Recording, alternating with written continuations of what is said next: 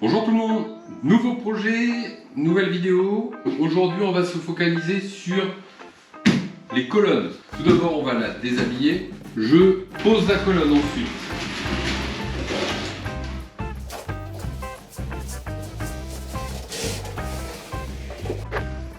Alors voilà ce que vous avez en dessous.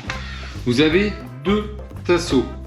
Je vous conseille de prendre un embout pH 1.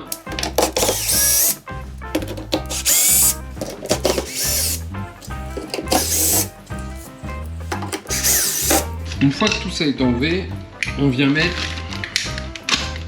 les supports de pied. Je vous conseille de le faire avec un marteau parce que à la main vous allez vite vous faire très mal.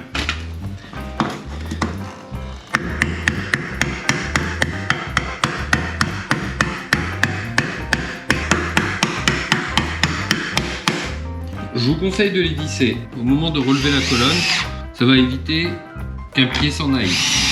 Deuxième utilité de visser les pieds, ça va permettre au moment du réglage, si elle est bien pleine, d'éviter que la base tourne.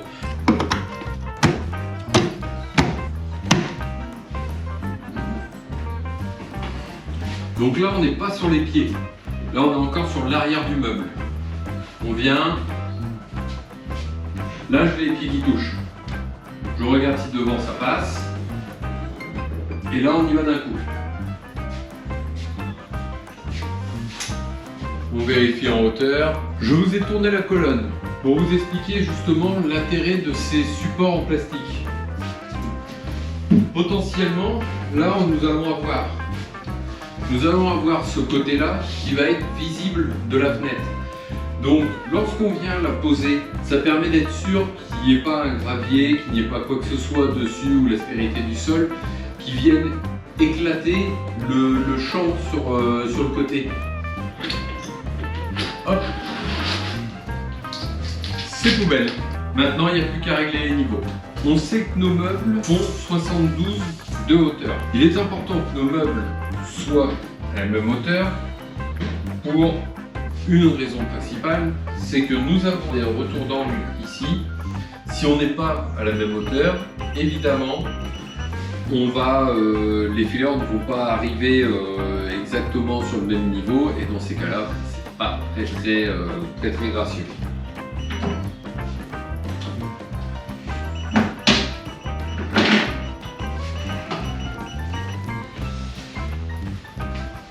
J'enlève cette porte, c'est plus facile pour prendre les mesures.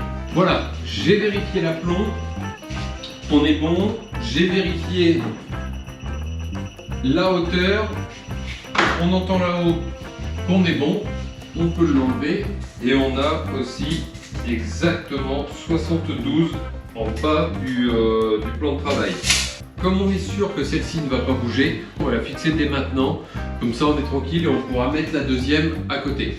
J'ai vérifié, avant d'installer la colonne, qu'il y avait bien la prise du four et qu'elle soit accessible, et également la prise du micro-ondes. La prise du micro-ondes peut se trouver derrière. Il n'y a pas de réglementation par rapport à ça. Par contre, la prise du four ne peut pas être derrière le four. Il faut qu'elle soit isolée, simplement parce que le four ne peut pas passer en profondeur s'il y a la prise coudée du four. Et aussi pour des problèmes de chaleur. Pour fixer la colonne, alors, à savoir que cette colonne vient faire la terminaison du plan de travail. Donc il est important que celle-ci soit vraiment fixée de manière importante, solide, parce que c'est elle qui va retenir aussi le plan de travail comme ça. Et si jamais il y a des forces dessus, c'est elle qui va faire le plus gros du travail. Donc 4 équerres. 4 équerres qui sont fournies dans le colis quincaillerie. Elles sont très simples à mettre. Au niveau des équerres, moi j'en mets sur la partie haute, micro-ondes, sur la partie haute et sur le four à peu près au niveau du plan de travail pour vraiment donner de la rigidité à l'ensemble. Au niveau des équerres, on n'est pas à 1 cm près, comme dirait monsieur Laurent Jacquet. Celui qui a perdu sa mère, il n'ira pas la chercher là-bas. Maintenant, on va passer à la seconde colonne. Pour cette seconde colonne, nous allons utiliser ceci. Mais qu'est-ce que c'est que ça, mon cher Toto? Je vais vous répondre. Eh bien ça, c'est tout simplement le panneau qui va venir en haut, au niveau des deux colonnes, entre les deux colonnes, puisque ici, nous allons avoir un frigo américain.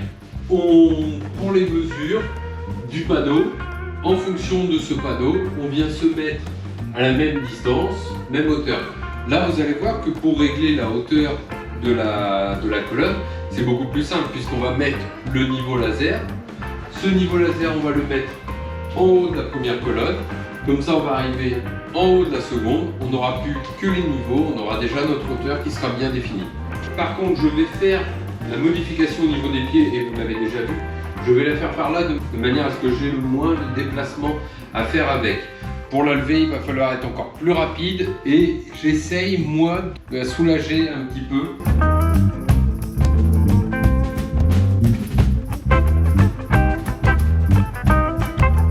On peut enlever les glissières. Maintenant, on va la mettre en place. Elle est très lourde.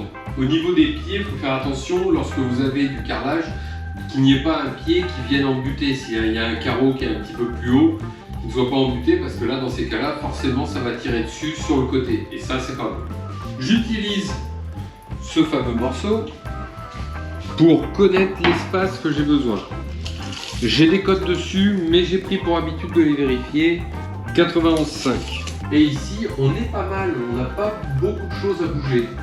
C'est plutôt sympathique, c'est plutôt pas mal. On n'a pas beaucoup de choses à bouger au niveau des pieds. On est 3 mm au-dessus, donc ça va demander moins d'efforts.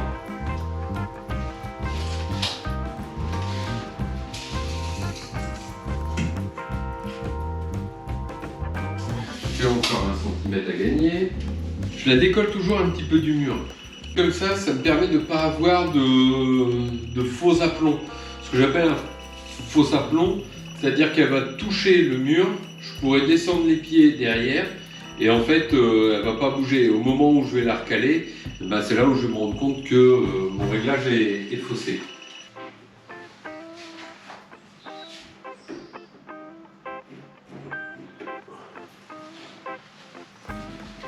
À quoi me sert la petite marque que je viens de faire? Juste ici. Petite marque discrète. Puisqu'en fait, je dois lui mettre des équerres quand même pour la maintenir celle-ci.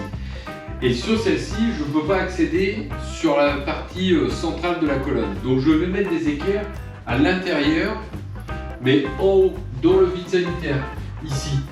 Pour percer, je ne vais pas avoir le choix. À la rigueur, pour visser, je peux y arriver avec la rallonge. Mais pour percer, je suis obligé d'être droit parce que c'est comme ça qu'on perce. Donc, je vais être obligé de la bouger. Là, je suis parfaitement placé, mais je vais être obligé de la bouger. Ce repère va me permettre de me retrouver exactement à la même place lorsque j'aurai fait les trous. Je vais chercher l'escabeau.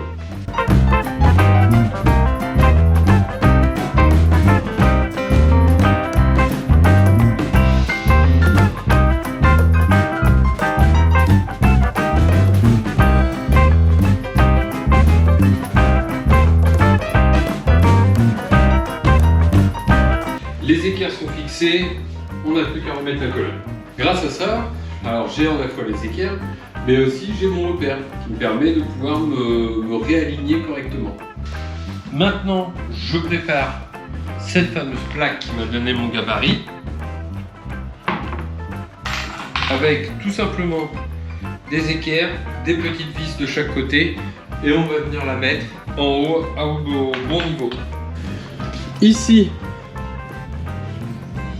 donc fixé avec des équerres comme ceci, on ne s'aligne pas aux meubles, ici et ici, on ne s'aligne pas aux meubles, mais on s'aligne bien aux portes. Les portes sont toujours légèrement décalées. Donc, pareil, on se décale de manière à avoir son alignement sur la façade. Je n'ai plus qu'à remettre la porte sur la partie basse.